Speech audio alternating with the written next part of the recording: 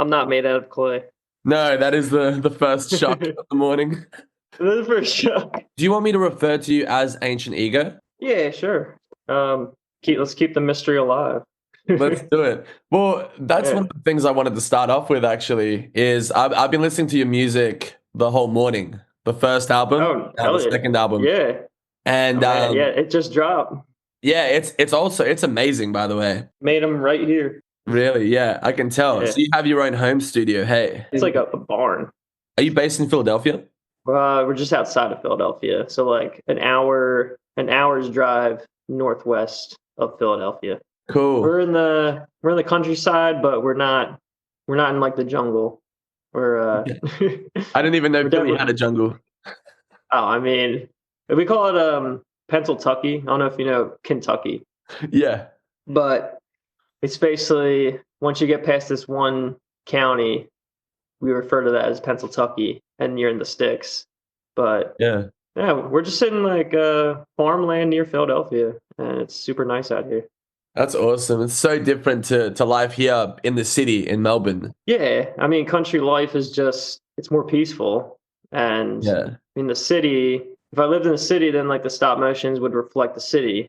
But we live here, and I mean, they're just nature creatures anyway, so it's perfect. But Well, yeah, I definitely want to get into nature's role in it all later. But I did want to start with, I wasn't going to start with the music, but as I listened to the first album and the second album, it reminded me of my favorite artist of all time, which is Kurt Vile. oh, And I oh Googled, my God, I he's from Googled to my see, hometown. yeah, well, that's it. I wanted to know if he was from the same place. So I did a quick Google and it turns Yeah, out he is from the same place. Is he yeah. somebody who inspires you musically? Well, I guess. I think, see, when I look at different artists, I pick and choose like what aspects of them inspire me. Mm, I think we all do that to an extent. But him, like his music is amazing. The one song, like Pretty Pimpin', is like right. it just deserves to blow up like it did. Yeah. And yeah, he inspires me more so just he's from my hometown. I mean, not the same exact hometown. Mm. He grew up in a place called Lansdowne, and I'm from Springfield. And I mean, it's just like a 20-minute bike ride away. Like, Have you ever seen him around just doing the shopping? no, I've actually met I think he has like a bunch of brothers and sisters or something. And I met his brother Sam, I think, at an open mic. And it was just like, oh, that's Kurt Vile's brother. It's like, oh, cool. That's And awesome. he's kick ass too. He's really good. Yeah, there is actually a connection between Melbourne and Philly, in the sense that Kurt Vile collaborated with Courtney Barnett from here. Yeah. Yeah, she's Australian. Yeah, and that was really cool. That generally doesn't happen. That's one of the few times I've seen that international kind of crossover. Yeah, I mean, they have a similar singing style. It's like, Yeah. well, we're gonna, hey, we're gonna, hey. It's the Bob Dylan school of singing. Yeah, Awesome. Like, but yeah, I could say I'm not a fan of the Bob Dylan kind of singing, but I just like whatever sounds good. And when I listen to a song like Pretty Pimpin', I'm like, yeah, this rock and rolls. Like, this is really, really good stuff. And just want to keep listening to it. yeah. I haven't listened to it in a long time. I should actually go listen to it soon. The second album of yours, I've noticed it feels a lot more optimistic and relaxed and cheerful than the first. Would you agree? Absolutely, because those first three songs are all more or less in the same exact key, Yeah. which is What key is that? just G major. Fuck yeah. Yeah, and it's a really happy key. I mean, C and G, they're just really happy chord. I mean, C major and C and G major, really Yeah. happy chords. And yeah, I mean, the first song on there is just D and G back and forth the whole entire song. Sometimes So, that's all you need. yeah, and that's actually how Sublime, what Love Is What I Got. That's that Yeah. song. Great So like fun. we'll play that song, we'll play our song, and then we'll just start singing Love Is What I Got. Yeah, dude, like you don't even need three chords half the time. I usually when I write music, I write in scales. So I write with lead guitar. Yeah.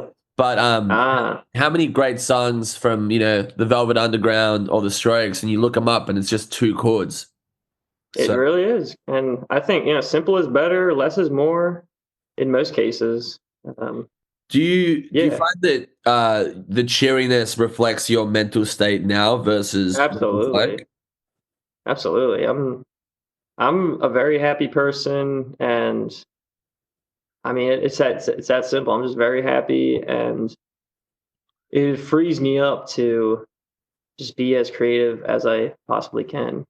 Yeah, And it comes through in your work. Like there is this element of, I guess, positivity that just kind of comes through no matter what. Even if someone dies or explodes or yeah, gets shot, explode. there's always this underlying feeling that, like even the first reel I ever saw of yours, I think it's when Monk gets launched and he like lands in the dirt and it's like he's dead. No, he's not. Yeah. He comes back up for some, Yeah, yeah, tells oh you. yeah, yeah. That's actually our most viewed reel on Instagram. That's a great reel And as well. what's funny about that is that was the second film I ever made. Really? That was the second stop motion I ever made, yeah. That's I so mean, if you don't count like all the little test stop motions, like just 10-second test clips I did when I first started. The first, if you go on my YouTube, I think it's the first video is called Clay Dude, and that's a straight up like that's a test film. And then Is Karma Real? That was like my first film. And cool. then Time to Fly was I just took everything. I had a whole batch of things that I learned from Is Karma Real. Like, all right, you need to steady your tripod. So I invested in it's just a real like beast of a tripod, and um, I think that was it. Oh yeah, I got like a remote shutter release, so I can. It's a remote control that you click it from afar and it takes a picture, so you don't have to touch the camera to take that You're picture. right. That's Because awesome. With those kinds of things, because I've seen you've even done smoke effects and fire and all that. Like, are these things that you're just testing out by yourself, or like, is there a blueprint for yeah, that in absolutely. other? I never took no course on stop motion ever. I mean, Awesome. I watched one video about how to do a stop motion punch, and I actually love that example. It's just like frame one is the pullback, the very next frame is like the follow through, and it gives it that snappy. If you Cool. take too many frames of a punch, it's gonna look slow mo. But yeah, everything I just figured out on my own, and it just stop motion. It's been like the medium that's been calling me, and I didn't know for a very long time, and I'm very happy that it's in my life now. I'm 30 now, so Oh, I'm about to be 30 as well. We're the same age. oh, yeah, cheers to Yeah, that. yeah. I'll cheers my smoothie to that, man. Um, Yeah. Yeah, it is really cool to see stop motion. It's one of those mediums where I don't know the history of it. I know I was speaking to you Mhm. before about how Australia has Harvey Krumpet, and Harvey Krumpet's design and your design. It has that earthy kind of feel, that what's it called? Uncanny Valley. Although I wouldn't say that your characters look particularly human, but we've even had like the Magic Pudding in Australia in animation history, and like Ah, those characters all have that kind of grounded, earthly, almost Texas Chainsaw Massacre kind of Texas look to them. Chainsaw Massacre. And are they based on anyone in particular?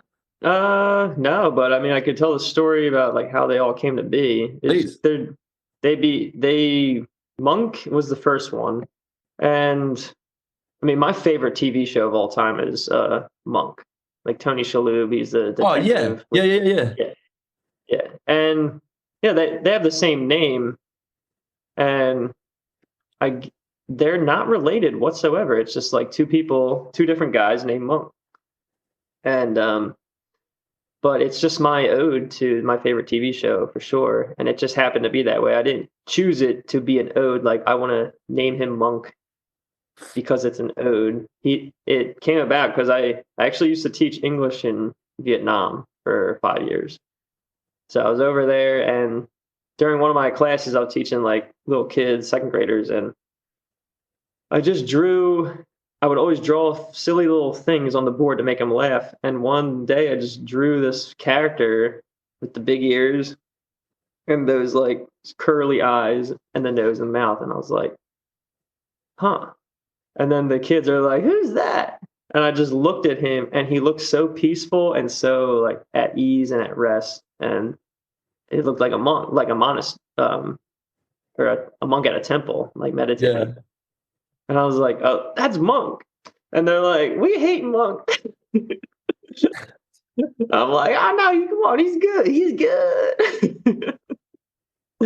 Yeah. And It, it's a, I was like, "There's something to this guy," and I didn't know what to do with him. So for a little bit, I just had this character, and he became like the just that drawing. I took a picture of the actual drawing on the whiteboard after class and brought him home and photoshopped him into like an album cover, which I thought could be like Ancient Ego's logo. cool. But then I just got into stop motion because I grew up skateboarding and still skate here and there. And my favorite, well, like one of my favorite skaters, Stefan Janoski, he has the best selling skateboarding shoe in history from Nike. And I watched an interview, and he's all rich now and skates. He's just doing other stuff, and they're like, "Oh yeah, what do you do now?" And it's like, "Oh, I've been dabbling with painting and like stop motion." And I saw like one of his stop motions, and I'm like, "Huh, I just completely forgot that stop motion existed forever. I just didn't. I knew about it. I just it's entering my brain, and I'm like super interested in it." So I was like that night, I just got my camera and I just made some things on my desk move. Like a pencil, I just made it move like across the table, and I was like, "That is the coolest thing ever." It was just something as simple as that. Like you can make a pencil move across a table like magic. Just the word stop motion is like so badass. You can do anything you want. Because Literally. it was around this time, the same exact time where I was with my friend Mark. We're in Vietnam. He's my Russian friend, and he's a filmmaker. So we were talking about doing a music video for this song that I had. He's talking about hiring actors and actresses, and in my head I'm just like racking up total expense, and of course I got to I would pay him as well, and it was all monetary. I'm just like, I don't feel like, I have the money. I just don't feel like spending all this money to get like this music video. Yeah. And then it was around that time where stop motion entered my life, and I'm like, oh my god, music and stop motion, they go hand in hand. Like they are just peanut butter jelly, all the other analogies Yeah. Yeah. you could ever think of. They're just perfect for each other. And I mean, to this day, I'm still trying to figure out exactly how to like integrate the band into the stop motion. And like, I mean, I don't know. I don't know if I overthink it, but I just try and do a lot more music videos nowadays, and just like I'm actually trying to get away from the explosions a little bit. Just focus fully on music. It's truly where my heart is. I couldn't tell which one came first, the music or the claymation. I believe the music would have come first. Oh, yeah, Sure. music I've been doing forever. Yeah. I mean, since third grade. Wow. Just watched School of Rock, and I was like, "Dad, let's go get it. Let's go get the guitar." That's awesome. Yeah, Every kid after that movie was like, "All right, I'm playing guitar now." for sure. I also think that what you said about like having to get a big crew, like a lot of stuff now, we think that we have to do it in such a professional way, but we live in a time where the economical return is less than ever for art. Yeah. And so, even though more people can see it, less people are inclined to purchase it. Bandcamp Mhm. is a you can boycott Spotify, which we should do, but at the same time, if you actually put a poll on how many people would actually go and support your Bandcamp so that you can get off the platform, you would be surprised There's that nobody. there's nobody. And so, Bandcamp is weird. It's like it's not like Spotify is perfect because it's like you can just throw it on. Bandcamp, you actually have to like go to their page, listen to them, which is cool. which is cool, But and in an ideal world, it is how it should work. And if we yeah, didn't live in the kind of world that we live in, I think people wouldn't have an issue with that. There's a few people that love it, and I think it's a great yeah, platform. I think it's more wholesome. It was more wholesome to listen to your music on absolutely. Bandcamp, than Spotify. Yeah, I also yeah. I love that platform. I don't Yeah, it is think that more wholesome. we should have as much access to music as we do now. I think we have too much freedom of choice, and I think that it's affecting our Yeah. ability to process what we're actually, what we're actually hearing in real time. Yeah. But There's a lot of music out there to listen to. but I'm the same now. Like we paid thousands and thousands of dollars in the past with bands, and I'm in a band here, but I've always like tried to, save money because I'm not rich, and I'm always trying to just get the art out by any means possible. And so now with my solo project, I have a whole thing where my theory is that I write the song in one day and I go to my friend's house and we mix and master it on the cheap, and that's it. It's out. And I did that today as Yeah. well. And it's so freeing to not have to go through all these things. I'm sure it's the same with you, self-recording Yeah. as well, Yeah. Just trying to save money really and just work with what you got. Luckily, I do have a fair amount of resources here. And yeah, I mean there's a couple things that just really make the album or just making music like stand out to me. It's all about like the analog sound. Mm. So I have like an analog compressor run. Like that to me is my main piece of gear. Everything else you need and it's great, but like the analog compressor right here, just I run the bass, I run the lead vocals through that and a couple other things, and it just gives it, you can hear the difference. You play back the original and then the analog run through of Yeah. it, and it's like, man, just like it livens it up. It just warmifies it. And the brand is literally called Warm Audio. There you go.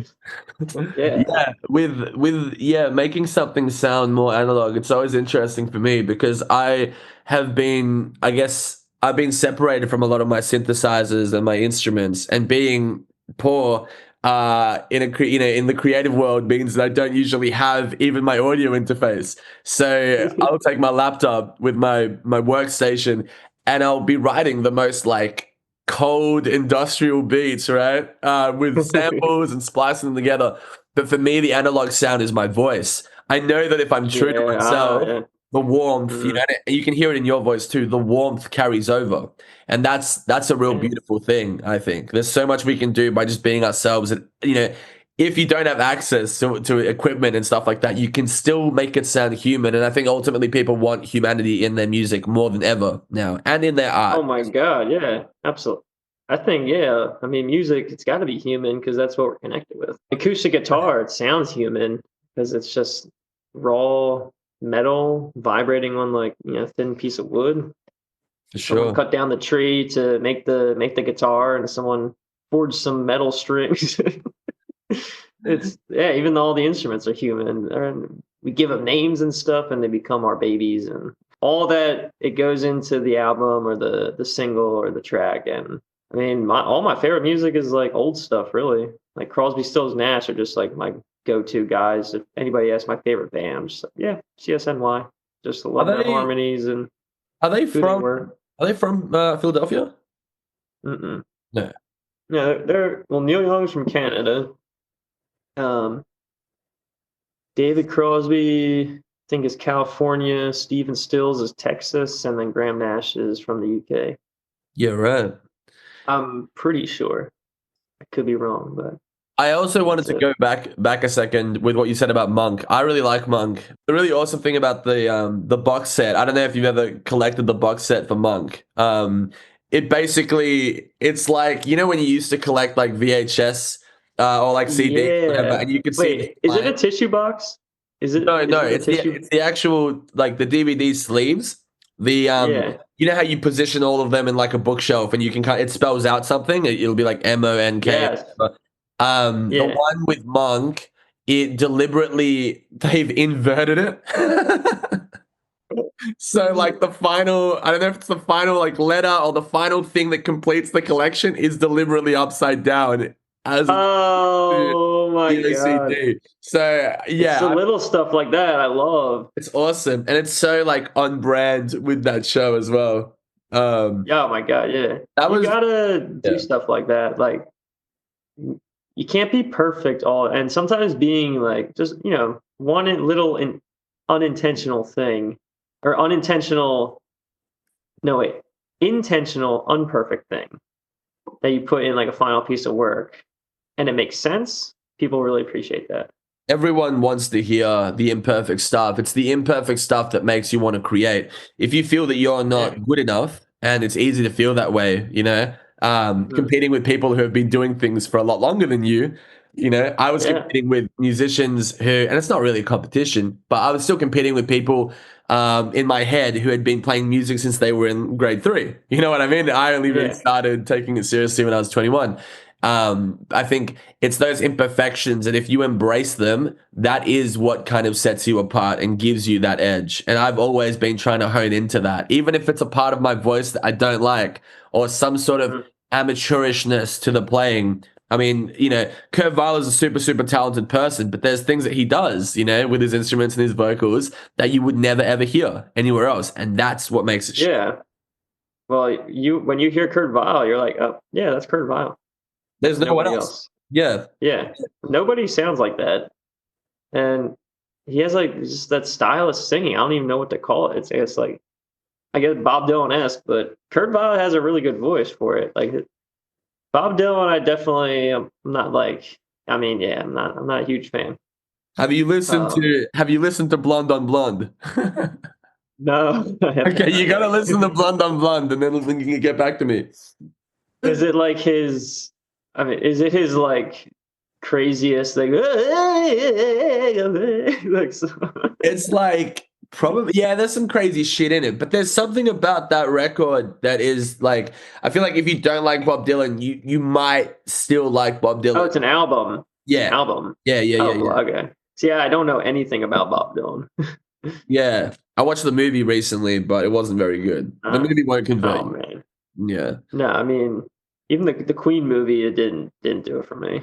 no, and that could have been awesome, but it Yeah, wasn't. yeah, totally.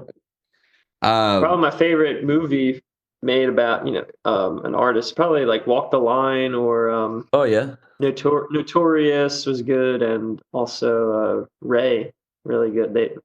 I mean, Ray's probably the best because Jamie Foxx, he is Ray Charles. He is like he just looks exactly like him.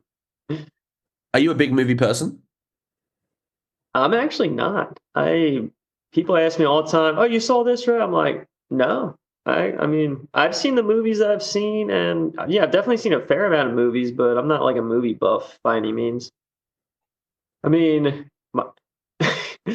my, like I grew up with like movies like Kung Pao, Oh and yeah. it's like the most ridiculous stuff ever. Kung Pao I mean, is kind of stop motion, right? In essence, isn't it? The way it's it's a lot of CGI, and I mean it's like all CGI. He like superimposed his body and face onto the main actor in the old film's face, and oh, is that how it's done? yeah, Steve True. Odenkirk. Yeah, I haven't seen that's that what in I. ages. That movie is probably the most quotable movie ever. Yeah, I need to I can watch that recite again. like every single line. Probably that and like Grandma's Boy, just movies that every single line is a quote and just sticks with you. Oh, this is a completely different movie than what I was thinking. I was thinking of I think I was thinking of Kung Fu Hustle or Oh my god! Wait, yeah, that's also a funny like spoof movie. Kung Pao is just the most ridiculous movie you could ever think of. yeah, I'm It gonna is, watch that actually. I don't think I've actually seen this movie. This looks insane. yeah, yeah, watch Kung Pao. It is the most. You're gonna be, and I watched it when I was in fifth grade, and anything's funny when you're fifth grade. But I feel like watching at that age, it really just set my whole life up. Um, and I think like I do it now when I'm making like I mean it's just the sense of humor you grow up with. If you grow up making and start making films, of course you're gonna add that style and that sense of humor into what you make. So we're obviously doing this quote unquote anonymously. What's the importance Yeah. for you in staying relatively anonymous and separating your identity from the art you make? Well, first it goes back to when I was in Vietnam and I lived in a small mountain town. It was like a small city, big town kind of place, right near the border of China. And I was teaching English there, and I spoke Vietnamese and became very well known in the town within a week. And everybody was like, "Oh, do you teacher Alec? Teacher Alec?" I just said my name, but in the Vietnamese, in a Vietnamese accent. And I was like, just I would just go for bike rides, like just exercising and having fun, and like non-students of mine, but like they knew other students, they would like come up behind and be like, "Hey, hey, hey, hey, hey, it's it, like white guy," like, and they know who I was. And even if you're a white guy, you don't even have any notoriety in the town. You're still famous just because you're a white guy out there. So being a white guy and then speaking Vietnamese and being really involved in the community there, I would just there would be days I wouldn't even want to go out just because it's so annoying to get recognized. Can I just interrupt you and say that Yeah. I'm a very tall, guy, and I Mhm. guess I have a very distinctive appearance. And I mean, here in Melbourne, I'm very heavily involved in the underground scene and like the local community Mhm. scene. So people do definitely recognize me here. I know King Yeah. Gizzard played yesterday, and I was like a beacon. Like Oh, people would just fucking see me in my big yellow jacket, my puffer, and would come up and nice. chat.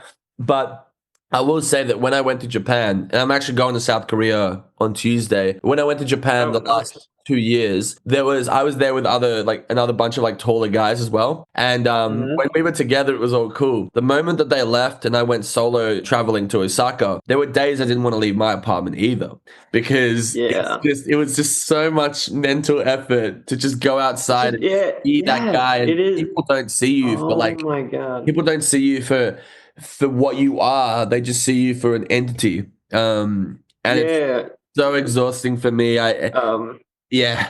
there's a word for it I'm trying to think of. You're a novelty, and it's just You yeah, just have and to own it. you almost feel like an object, You're like it's just a novelty white guy in the middle of countryside, Vietnam or Japan. And you're right. The mental energy it takes to just go out and like you want to enjoy a nice day and just relax and not use that much mental energy. Yep. When I'm here in America, I just walk out my door and everything's normal as hell. And go Dude, for a bike ride and so when I went to the normal. Netherlands this year, everybody was tall and kind of looked like me, and I could just go out, I could just chill. Nobody would Yeah, be fucking rude or whatever. And then just here, blend in. it's just unbelievable. Even like on dating Yeah. applications and stuff, like you would not believe the shit I have to fucking put up with that people say to Oh my you. god. Um, it's just insane to me because you'd never do that. There's like so many, I guess, like body types that you would never do that to. But people think that they Yeah. can do that to certain people because it's like a compliment or it's a novelty or whatever. It's like Yeah, they're like, "Oh, you're tall, so everything's all good." it's all good, yeah, literally. They think being short or something is bad. It's just like, no, everybody's got different body types. I think it's a great like litmus test of like just knowing if somebody's like genuinely, not always, but like a decent person is if they don't say shit. You know what I mean? Like people who Yeah, speak yeah, their mind onto other people about other people's physicalities, generally speaking, there's something not right in the wiring, in my opinion. yeah, yeah. I But mean, the mystery is like it's everything to me because it's a kind of like the gorillas. yeah, They have a very they have an animation image, and they're all about the music.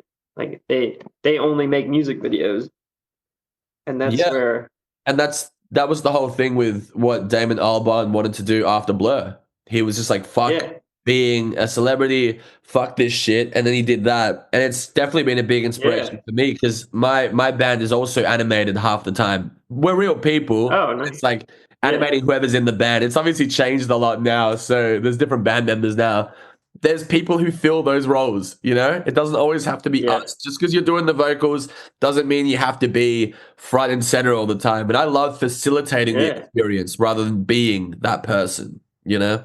yeah. I mean, anything to just be different nowadays. But it's got to make sense. It's like Sure. what the main thing is nowadays is just setting up your phone and playing and singing on your instrument, and then uploading it. Yeah. And there's different ways to get creative in that niche, which is like it's the main niche now. And I hate that. It's not that I don't, I can, I don't hate looking at myself, but at the same time, I'm just like, kind of don't like this. I don't even know what it is. I just Yeah. like to be different any way you can. And the Yeah. You most have different thing I can think of is just doing some stop motion with my boys, and I don't know, I also love making people laugh and just having like people laugh as well as enjoying some music. For sure. You have such a strong visual identity. I also have very strong visual identities in my artworks and my projects. And I've said that to my friends who are struggling to put something out. I just give them two pieces of advice. I say, create a strong, visual kind of identity for yourself, something that's true to Mhm. the project. It doesn't even have to be true to you as a human being 100%, right? Because that's very hard. How do you Yeah, know what you are in your entirety and put that out for a project? But each project is a facet of your personality. So each project can yeah. have a flavor and an atmosphere and a style. And now with yours, for example, I'd never be able to listen to that music and not see that guy's face Oh and hell not yeah. see Monk's face. You know what I mean? Yeah, One could even argue it's yeah. Monk singing it. It's hard to say. Like, is it really fully you now? Oh, he's singing all right. Yeah, he's singing his heart It's out. so funny because when I sing those voices, well, I mean, yeah, I kill my throat every time. 'Cause the singing of the characters is really strenuous, or whatever the word is, Yeah, on the vocal cords. Now, Monk, I can do Monk all day long. Old little Charlie, I can do him pretty easily, but it also like he's definitely harder on the throat. And then Benzai is just Monk's voice, a little more like cheeky, but then I pitch it up 7 notes, so seven semitones. yeah. I really, when I heard it for the first time, I would have never thought it was like a 30-year-old that was doing the voices. And I use pitch shifters Yeah. all the time, and I've used, autotune creatively, and I also speak Spanish, so I like to change my Oh voice all yeah. the time. But Yeah. I never would have thought. I kind of expected it to be someone a lot older, like maybe even late Mm. 40s or mid 40s. So it's cool that you're Uh, able to channel that that yeah. kind of yeah. It's really cool, and the videos are really Yeah. professional as well. It's really awesome to see another young person like absolutely killing it like that on multiple Yeah. mediums as well, which is incredible. Which is Yeah. Well, awesome. thank you. Do you do Yeah. you perform? We're still young. We are still young. Do you perform anonymously then, or do you just perform? Like, how do you actually go No, about no. playing these songs live? Oh, we just get up and play the show. Um, Right. I, But I'm actually I. It's funny because you think I'm like anti getting in front of people. No, I actually am very avid front man. I love getting people riled up, love screaming with people, yeah, and really try and get the audience involved as much as possible. I mean, like me too. with the 18 song set list we're doing tomorrow, can't get the crowd involved every single song, but there's songs here and there where it's like at the end of the song, it's like, you gotta go, and then it's like at the end, oh, everybody, oh, only the fellas, oh, only the girls, Yeah, and just the simple stuff like that. yeah. There's a really good Justin Timberlake song where he's like, now to the ladies, what do you say? To the guys, good night, and to the ladies, good morning. And then he laughs, and he has Uh, that kind of like that interplay of like, now the fellas. yeah, Yes. just getting the crowd involved as much. Oh, for sure. I feel like the audience. I feel like they're an honorary band member. 100%. Could not agree with you more. Because they're adding sound. If they're clapping, they're adding sound to the music. If they're singing along to the song, they're adding sound to the music. For sure. And Like, even we like to bring people up on stage. If we have one song where it's just like we finish the song and then we keep going. We keep the chord progression going. It's like, this is the part of the song where we just want to invite anybody who wants to come up here and just say anything in the mic. Just get on up here. Dude, we're the same And as well. We always give people the mic and the stage. I have the expression like, my house is your house, my stage is your house. And yeah. sometimes, man, if we have a crowd of 300, we'll get 100 people on stage. And it's like, Oh my it's a god. complete blurring of the lines of, where the performer is in relation to the audience. You are the Yes. audience at that point. And if you have a live recording and you have screaming, like we did our first live recording, and I was listening back to it, and the quality was so shit, but the energy of the fucking people chanting the songs, holy shit! I Yeah. wish I could channel that into a fucking room. The logistics of Yeah. that is Yeah. impossible, but fuck, man, Dude, it's the greatest feeling having unbelievable. somebody sing your song back to you. It's like, And uh, yeah. Can I also say that the whole giving people a chance to say what they want, there's so many people that want a platform to speak and don't know how to actually yeah. do it. There's a lot of people who don't Mhm. know how to articulate their feelings either. And when they get to an environment like that, they're able to a bit more clearly. And I've always been a fan in any band I've ever been in, sticking the mic into the crowd and somebody will just grab it, they'll pull your hand and grab it. Oh my god. In so many shows, you'd hear this like the Wilhelm scream. You'd hear this piercing scream just come out from the abyss, and you're like, "Who the fuck? Yeah. Who said that?" You look to see where it came And in from. that moment, you didn't realize anything. No, But you when you don't listen realize back, you're anything. like, "Oh my god, that happened." Yeah, there's a lot of good stories and bad stories of allowing people to kind of say what they want to say on stage, and Yeah, it's like you got to be careful you got to because be careful. you You got don't to know put you don't know who's in the crowd, and no. also sometimes we don't even get anybody. Like usually we have our guy Vaughn. He goes by Limbo LaRose. He's our uh, he's our one friend who raps, and I'm like I'll text him a couple weeks before the show. I'll be like, "Hey, we got a show this day.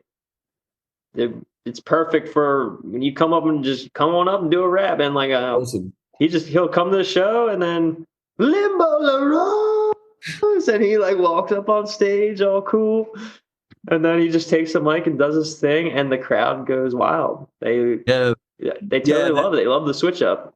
Going back to what we said at the very beginning, in regards to nature's role, I feel like, yeah, nature is such a huge component to what you do. I was playing some old like Sega Genesis video games, and in Yeah. those games, there is no background most of the time because the hardware couldn't handle it. Do you find that? Huh. Basically having nature there is such a relief for you and not having to construct like Oh my actual god, yeah. landscapes for it. Absolutely. Actually, my dad and I talk about this a lot. Just like the efficiency that we have with the stop motions is like we cut set building completely out because we just film out in nature. Yeah, But we do make props sometimes, so that's all the building that we do. I mean, yeah, there's production companies that spend weeks on sets, and I'm like, I just want to get filmed. And nature's already so beautiful, and the characters they just meld into nature, and it just reflects what I love. I just love being outside and in the woods. I mean, the Wild Rascal music video, I got to spend like close to 2 months just in the wow. woods, where I normally would have. I just go there for like a quick nature walk and then I'm out. But like stop motion, even like plein air painting, where you're painting like in the Yeah, field, doing something like that I never would have thought stop motion, but here we are. And it's just a reason to be out in the woods for a long time. absolutely, absolutely. And can I just say, I just did a music Mhm. video or part of a music video in Brisbane, and my Yeah, justification was I'm going to go there to work, but that was yeah, a justification to reconnect with nature, and yeah, it's so beautiful when your own work, especially if you're your own boss and you're choosing these places, you get to reconnect with all these places, and it's not just nature in my end. It's actually I love to shoot in non gentrified spaces. places that preserve Hmm. culture and memories and ideas. And I Yeah. find that if you pick the right location, and for me, it's always location and props. As long as you have both of Hmm. those, you can go do anything. You know, you don't need a Yeah. script. It Yeah, helps. yeah. That's But actually the same exact thing that I'd say when my my younger brother, Mike Shinobi, who he does the voice of the Woods Wizard, yeah, he we grew up filming skits, like actual film or movie skits where we're acting.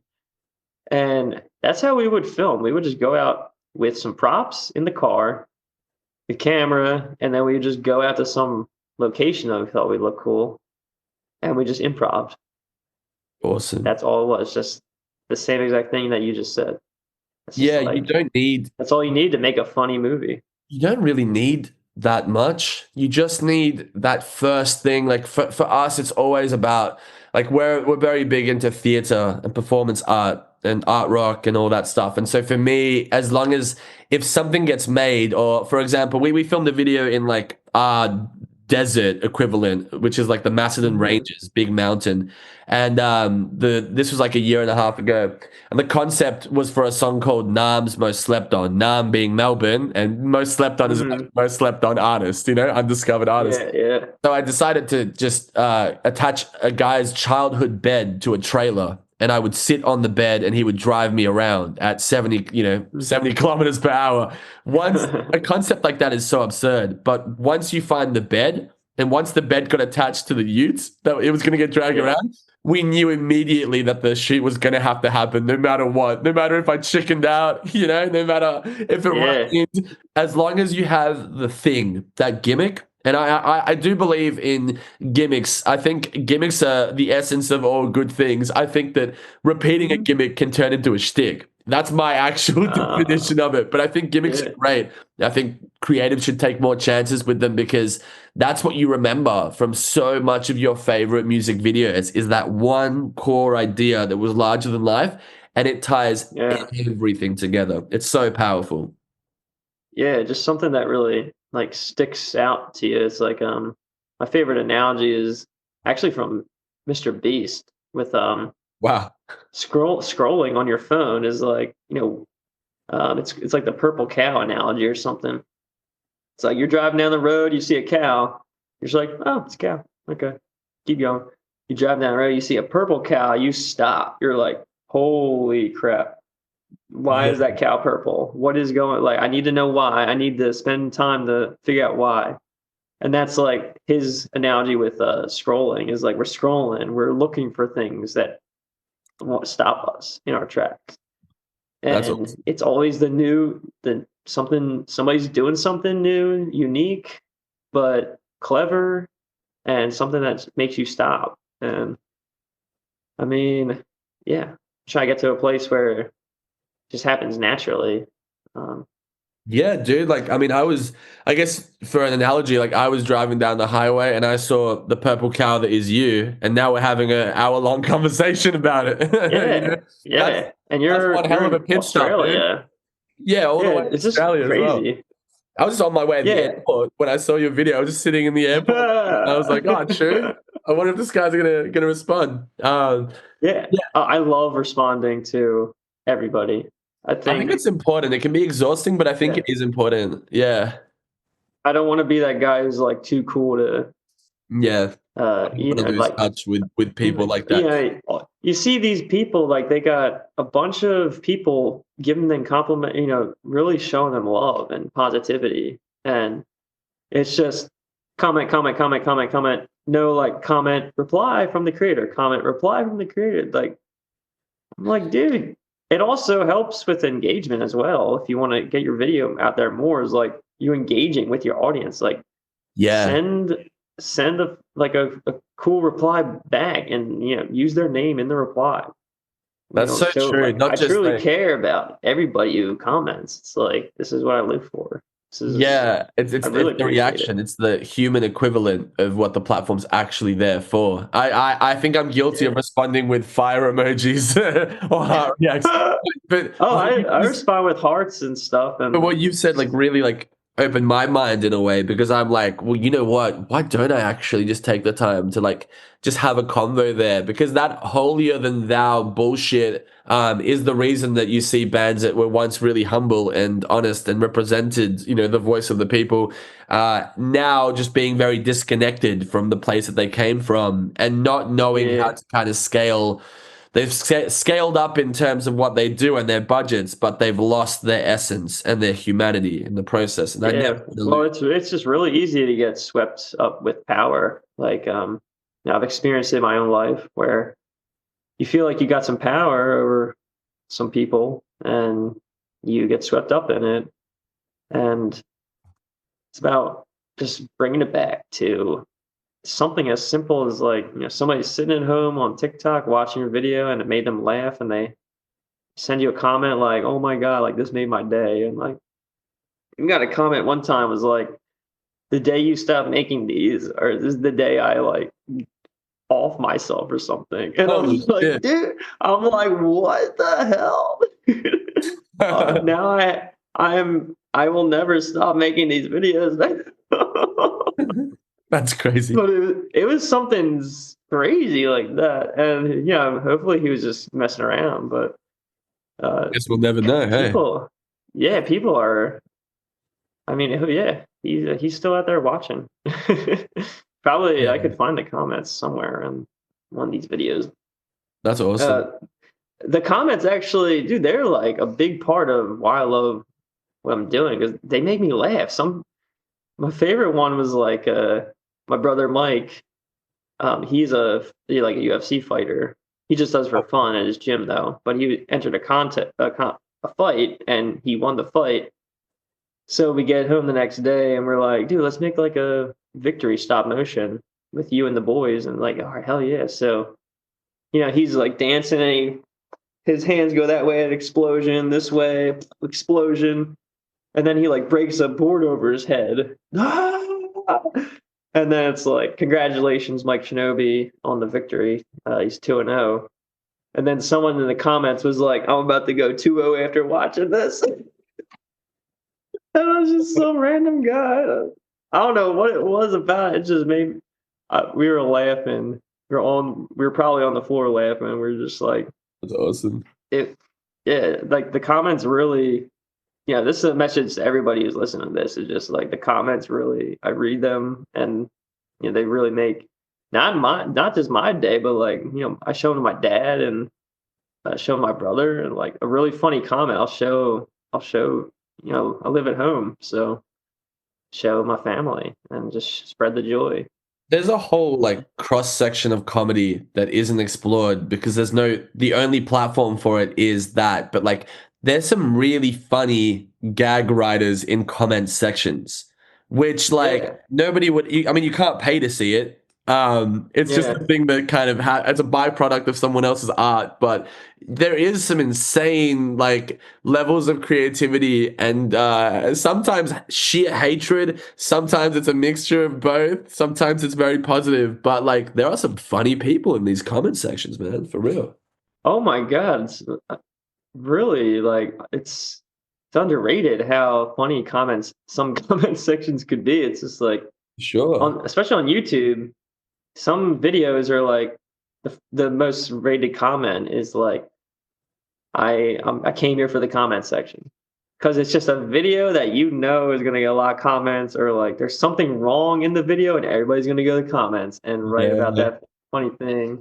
It's Or tough. Like I've even noticed it yesterday. One of our posts started to get a lot of traction and started to blow up in a way that they don't usually blow up. And it was like both us and a media outlet. So we had both those sources of attention for yesterday and today. And then we started getting. It was my first like hate comment that I've ever received. I've never had that happen with yeah, I've actually never had it happen with the podcast, but I've never had it happen with my band. And it was just a comment on me replying to myself on my other account. And they're like, imagine like replying to yourself. And I looked to see if I knew this person, and I didn't know this person. And I was just like, I just showed it to my mates. I was like, holy shit. Oh my, It yeah. begins. I It mean, fucking begins. it's crazy because the hate no matter how likable your content is, Oh, there's gonna be some dude out there just. It's like we got there. I guess the most hate we ever got was probably, and it wasn't even a lot. It was just the one video where old Charlie's like, "Now this is my grandpappy stick. My daddy collected stick," and he's like, he's just talking. He's in a room talking to himself about how he's like his family collected sticks or sticks, and in the video he's got a southern accent. Old Charlie, he's from Alabama, and he says boy like boy, and some guy in the comments was like, that's racist saying boy like that. It's like what slaves were called by their master. I'm like, dude, so you're calling anybody who has a southern accent and says the word boy like boy is racist? Like, what do you? And I just don't even reply to this. I really only reply to the positive because these people who give the negative energy in the comments, I'm just like, all right, I'll keep the comment there, but it's really like I'm gonna let you deal with that, and me replying is gonna make you reply, and then we're just gonna keep going back and forth, and yeah, I just actually other people start replying to it, and then they get in their own little discussion. Hmm.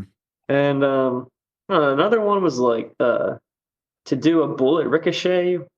Um, we had a rock and we threw it and scuffed up the bark of a tree, and just some dude was like, "Oh, good. I like your claymation, but you shouldn't be scuffing up bark on tree." And you could tell. You go on his profile, and you're like, "This guy is 100% serious about this comment." He's just like, I don't know. These people who are like these the people who really hike on the trails a lot and are, Yeah. which is great, but just people with a weird attitude who hike on It's always trails. gonna be. It's That always was gonna him, be yeah. something, man. There's like You people. could just People. tell. If people like want to, I mean, if you ever had like an argument with somebody over nothing, then that pretty much explains it. Like people don't need Yeah, a reason to get angry. They'll get angry at you for anything. If they want to get angry yeah, at you, they will. It's you're the outlet for yeah, it, and the only reason they're doing it to you is because you're the one that's most visible yeah. at the And time. we all reflect how we feel about ourselves. Like the way treat others is how we feel about ourselves. Absolutely. And I just try to remember that. And maybe he was having a bad day, or I don't know. He had a hemorrhoid or something. It's possible. I was going to ask you a bunch more stuff, but I know that we're running short on time. So I want to ask you one more thing because I know I'll be kicking myself if I don't. Are these characters all related? Well, actually, I haven't gotten there yet. Oh, true. I yeah, I don't want to do any lore drops. I always say I don't want to do any lore drops in the comments, but this is actually my first podcast. Ooh. That's somebody asked me to do as well. So now I don't want to do any lore drops in podcasts either. You want to I leave just it I like open to sort of people's interpretation as to like what their dynamic is between these characters? yeah for the time being because I want to do lore drops. I want to drop the actual lore in the content in like the films, Cool. and I mean I I guess I'll start to explain if I feel like I'm going too deep about it. I can stop myself, but like old little Charlie, in my head, he is a Vietnam War veteran from Alabama, Yeah. and he this has all been dropped as well in films. Everything I'm saying, and then it's clear to see that he's hanging out with Monk, and he's just a guy who's seen some crazy stuff in his life, and he just wants to spend the last of his days just having fun. And Monk is the guy who's having fun. Monk is who he knows, so he's going to gravitate towards Monk. Cool. and he's just an old guy who wants to have fun. Benzai, I don't know where he. Oh, I gotta tell the story of Benzai. I was coming back from Vietnam, and there's this Japanese kid, or there's this Japanese woman, and I'm like dazed, very sleep deprived at this security check in Tokyo, and I just see this Japanese woman and like Benzai, Benzai, She was saying something like Benzai. I don't. It was definitely not Benzai, but she was saying something like it. She's like Benzai, Benzai, Benzai. I'm like, me and these other guys are like, what is going on? And she's looking for her kid, and her kid is like, yeah, he's definitely not like. There's something up with him. You could tell mentally, um, and he's staring at a glass wall, just screaming. And me and these guys who we don't know each other, we're just looking at each other like laughing, like this is the funniest scene we've ever seen. And then she goes up to call him Benzai, the kid, and like grabs him and looks at us like, ah, yeah, he always does this. It was the funniest thing. And I got through the security check, and then was walking by myself, and I just started dying laughing. I'm like, oh my god! And as I was like sitting down my game, I'm trying to remember what his name was, and then just Benzai popped in my mind, and I'm like, that is a funny name. And I drew him out, and then made a storyboard for a skit with Benzai in it, and I'm like, dude, he's got to be a character. That's It's too awesome. funny. But yeah, Benzai is just like he's like a ball of anxiety, but also joy.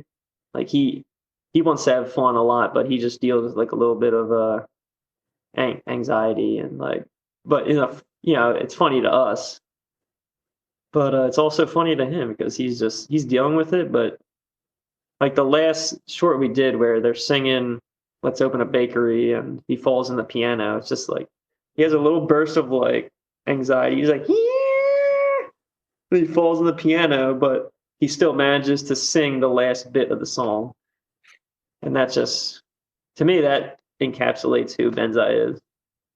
I guess you could say there's a little bit of Benzai in all of us. You wouldn't be the first to say, yeah. A lot of people have said that because, yeah, I feel like there's a high rate of anxiety and fear in Yeah. a lot of people. I mean, of course, we're all human, but like even like debilitating anxiety and like I've depression and stuff. definitely I've definitely been dealing with that as a result of post-COVID stress from our lockdowns Mhm. here. A lot of people in Melbourne are way different now after lockdowns. A certain level of like PTSD from our lockdown, which was like 2 years. Oh my god, Yeah, so two. Whew. so a lot of people who were like kind of slightly neurotic and now, Mm. Yeah, fully, neurotic. yeah. That's the word. But Yeah, that's they're just going through a lot. yeah, for sure. Listen, thank you, Ancient Ego, for chatting to me for the last hour. It's been awesome. Of course. Yeah. Thank you, Dan. This is my first podcast ever Awesome. done. I love to hear Yeah, that. man. That's awesome. Last thing we should do before we go is what I ask everybody, which is do you Yeah. have a piece of wisdom or advice you can give young creatives? I mean, do something different and just create it. I mean, it's very simple. I just like simplicity. Hmm. And even like the way to answer this question is like it's all like 3-word answers like, simple is better, less is more. Uh Take your time getting a project out and just do what's natural. Yeah, I that's what I believe in, just simplicity. And for example, like too many instruments on the album, just I got a lot of instruments here, but if I use all of them on every song, it wouldn't work. And I just got to do what everything calls for. Keep it Being simple. confident with space and I guess, and like that's what really allows ambience to come in and texture. It's just being okay with not filling everything with sound all the time and just having those pockets, those vacuums of space. I definitely have started to do it now a lot. Like I'll just have my voice in the synth, for a long time. And for me, that's like, it might be a bit scary, it might be a bit vulnerable, but at least people are getting to know what's actually there. Whether they like it or hate it, it doesn't really matter. But Yeah. you get to spend time with Hey. yourself that way. Yeah. Chase the fear. Chase whatever you need to work. Like when I make a new song, I always want to listen to it on headphones first, because to me that's like the safe place. Is like everything sounds better on headphones. Mm. But like listening to it on the phone speakers, actually, the phone speakers will show you exactly what you're missing or need to like fix. And Yeah, for yeah, sure. always gotta try and go to the phone speakers first. When really it's like, oh, phone speakers that they suck. They don't produce the best sound. It's like, well, they actually produce a sound, which is really helpful for you to get your best mix. And a lot of people listen to music on phone speakers nowadays, so you got to mix for them too. I do too, yeah, all the time. It actually scares me to listen on headphones that first time because something about like just having to go through that process really kills me each time. I hate Yeah, mixing. But I like those three words as well. Chase the fear. So that's yeah. probably a good way to Yeah. a good That's how way I to. got over my anxiety way back. Just you know, becoming aware of the thought patterns first of all, and then also just it's counterintuitive, like loving your fear. It's Mm. actually the best thing you can do, because then it becomes like not fear, and then you're like, oh, what am I loving? True, actually, that's a really great point. I Yeah, mean, that's how you really beat anxiety is by embracing it completely, not allowing it to, make. Because yeah, that's the thing with anxiety; it makes you kind of cut yourself off and shelter yourself from things, and like slowly kind of puts you in a corner. But if you show it who's boss, then it has nothing over you. yeah. Just love it, and then you will love everything you do, and you will be more mentally free to do your artistic endeavors and make like like just really good work, Mm. and use your 20s as the learning period. And I feel like the 30s is for honing in and mastering and Mm. enjoying your craft. It's nice I mean, to for me, It's nice to think about because I've got 6 months left of being 20. And a lot of my 20s, I've always tried to just be somebody, be something. I've always tried to, and I think it's taken away a lot of my ability to just experiment. So maybe I'm going to use my 30s to just experiment. I'll do the opposite. I'll oh, leave yeah, oh my god. I think I have to Yeah, because that's I've really set myself apart from a lot of people around me because I'm so specialized in these like multiple different things and I want to do everything in a different way. But I think 30s will definitely have to be the new 20s then, just to relax. yeah. Hey, you know what? Just enjoy whatever age you're at. Just Enjoy it. enjoy life, because I mean, I've had a couple near death experiences even while filming stop motion, Really? and yeah, and you'll all be gone in a flash, and then you're on to the next life. But that's why we're doing all of this, is just because we're chasing joy, and then you can achieve joy at any time. Yeah. The only thing that's stopping us from achieving joy is ourselves and some perception that maybe we can't Yeah, have it as much as we would like to. absolutely. Every time I feel more like down and out, I'm like, oh wait, I'm thinking more. So fucking Like, true. I've noticed that yeah, I've been overthinking more and I've started laughing less.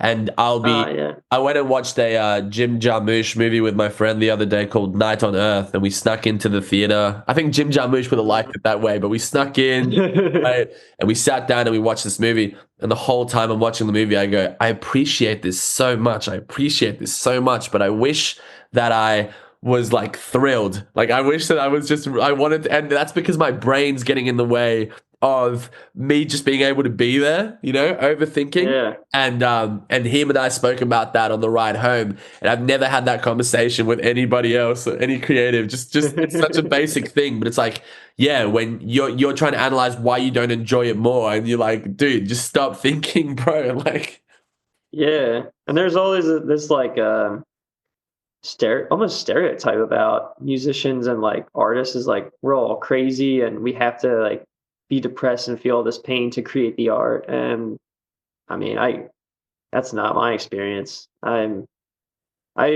All the art that I do comes from a place of like just meditation and happiness, and honestly, it yeah. works. Yeah, that's what Like works my for me, and whatever yeah. works for anybody, really. At the end of the day, though. I mean, I've definitely wanted to get emotions out, but I'm also not able to, like, if I'm angry at somebody, I can write it in a lyric, but I can't necessarily feel that anger the way I want to. I can't channel it out the way I want to. And I learned a long time ago that just being like, if I am going to be screaming on stage, I want to be screaming about fun things. And like, for me, that's really important because it is about enjoying yourself at the end of the day. Not everything has to be so grim and serious and daunting. And we've No. seen what that does to artists, look at Joy Division, look at Nirvana. Like, we've Yeah. seen what that path does. And a long time ago, I decided that I didn't want to pursue that path. And I've definitely struggled with being that person, not being that person. But I think ultimately, I also want to be a joyous, person who is, the joy can be an infectious part of your personality that makes other people happy too. And I think that's more Yeah. honorable and more enjoyable for everyone and yourself too. So Yeah. Just enjoy yourself. that's it, man. Awesome. Well, yeah, thank you, man. I appreciate the chat. Yeah, man. Likewise, Dan. Pleasure talking to you. Easy. Speak soon, man. Catch you. All right. Talk to you soon.